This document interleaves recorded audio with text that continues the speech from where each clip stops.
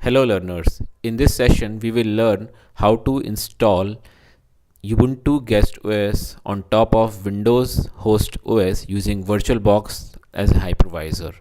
So my requirement is like I have a Windows based PC and on this I want to install Ubuntu. So there are a couple of few things we need to understand before we proceed. So terms like host OS, guest OS and hypervisor. So what is host OS? Host OS is the basic OS, the native OS which comes with the machine.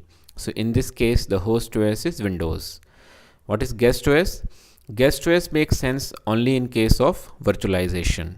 So when we create virtual machines, the OS which we install on the virtual machine is called as guest OS. So in this case, Ubuntu or Linux is our guest operating system. Next is hypervisors. What is hypervisor? Hypervisor is any software which helps us in creating virtual machines and running virtual machines. So here we are using VirtualBox to create virtual machines, right? So VirtualBox is our hypervisor. There are other hypervisor options like VM Player is another common hypervisor which we use to create virtual machines. All right. So now we can proceed. So first we will download the softwares like VirtualBox and Ubuntu ISO, and then we will proceed with the installation. So there, I have mentioned the links here. So if you cannot take the note, then it's fine. I'll mention these links in the description, so you can just copy paste and download the softwares. So VirtualBox is provided by Oracle. So we'll go to this link and download the VirtualBox since for Windows. Since my machine is 64-bit, so I'll download the 64-bit version. Since I already have, so I'll just pause it and then I'll go to this link and download the Ubuntu ISO. So we are on the Ubuntu website. The latest release when I'm making this video is 18.04. So there are two options here. You can download the desktop version of Ubuntu or the server version. So what is the difference? In desktop version you have the GUI, right? In the server version you will just have the console. So for my purpose I will download the server version. The server version advantage with server version is it takes less memory as compared to the desktop version. Always go for LTS, since LTS means long-term support. So these are more stable version. So I will download the Ubuntu ISO by just clicking the download. So Ubuntu ISO download is also started. I have both of these softwares, so I am not going with the full download. So once you have downloaded and installed VirtualBox, and when you open, this will open this kind of interface. So what we have to do, we have to create a new machine. So just click new machine here, or you can go and click new machine from here as well. All right. So I will give name of my new machine. Let's say my Ubuntu. All right. What type of machine I want? I want Linux. Which variant of Linux? I need to choose here. We have Fedora or Debian. So in our case it is Ubuntu 64-bit. Now we say next. So this is where we need to specify the RAM. So this is 1 GB is little less, so I would suggest we use at least 2 GB of RAM. All right, 2048. So now we go next. Here is where we choose the hard disk, virtual hard disk. So 10 GB recommended size. So let that be. Next we need to choose the hard disk file type. So VDI is the option, which is the default option we have to select. VHD and VMDK are for VMware and Microsoft, so we don't have to select that. Next, it is asking for dynamically allocated or fixed size.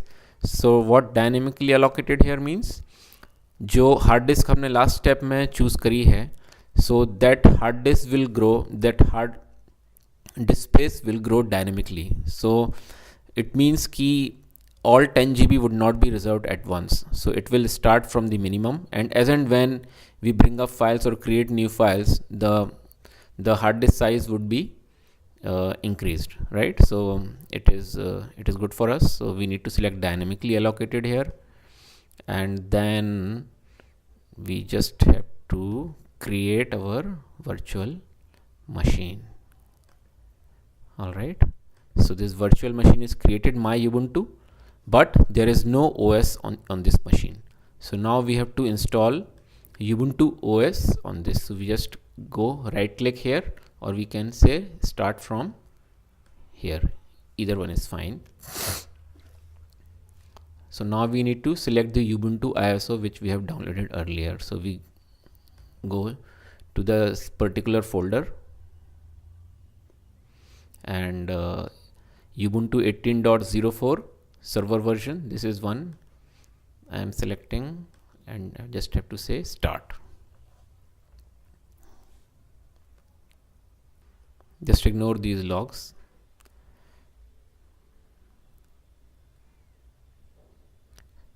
So the process is begun, and it will ask couple of options like choosing the keyboard layout and the language.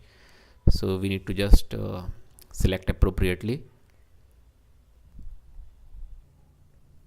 Alright, so this is asking us to select the language, preferred language. I would say English here. Then keyboard layout is English. If you have any other keyboard, then you need to select accordingly. Install Ubuntu, that's the default one.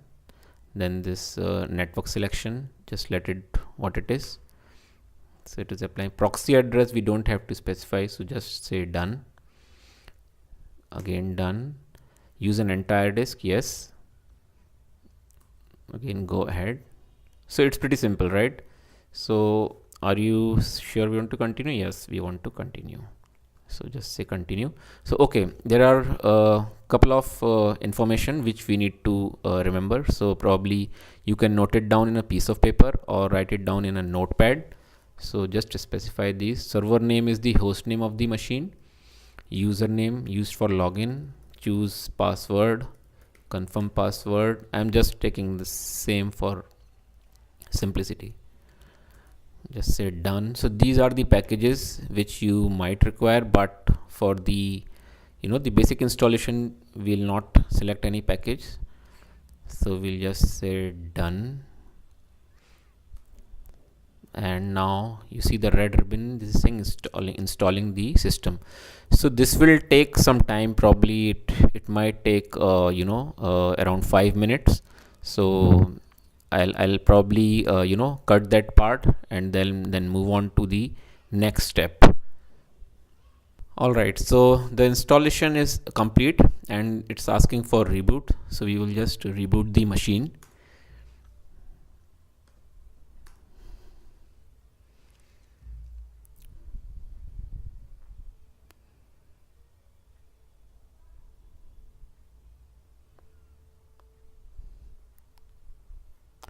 So this is saying please remove the installation medium, then press enter. But it's required when you are using a CD-ROM drive and all, but for our case it's not required. We'll just press enter and then we are done. So this will take some time to boot up the machine. So I will again pause the video just to save the time.